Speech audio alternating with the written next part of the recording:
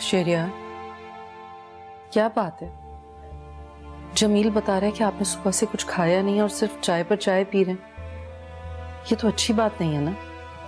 मैं क्या करूं नाया, मुझे कोई रास्ता नजर नहीं आ रहा। ऐसे क्यों सोच रहे हैं? रास्ते बहुत हैं। कौन सा रास्ता? मैं अब मजीद कोई तुम्हारा एहसान नहीं लेना चाहता। इसमें एहसान की क्या बात है?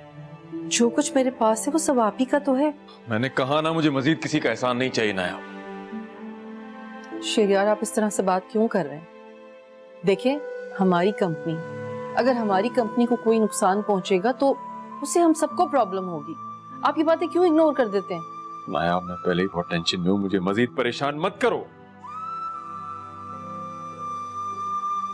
ठीक है, जैसी आपकी मर्जी।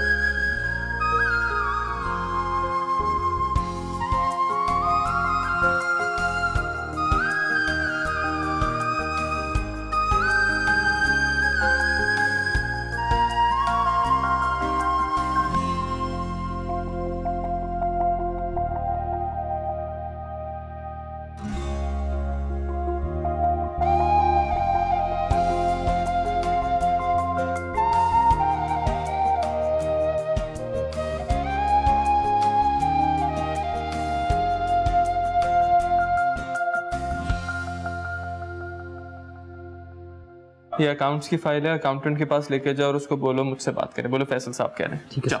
Thank you. शाबाश।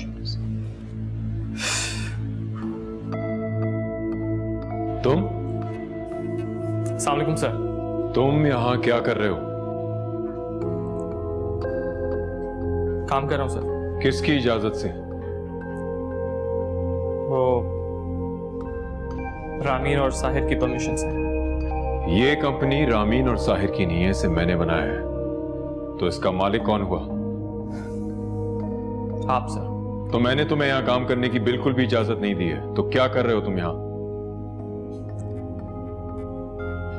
आपकी मदद करने आए थे सर। मुझे तुम्हारी मदद की जरूरत नहीं, जा सकते हो तुम।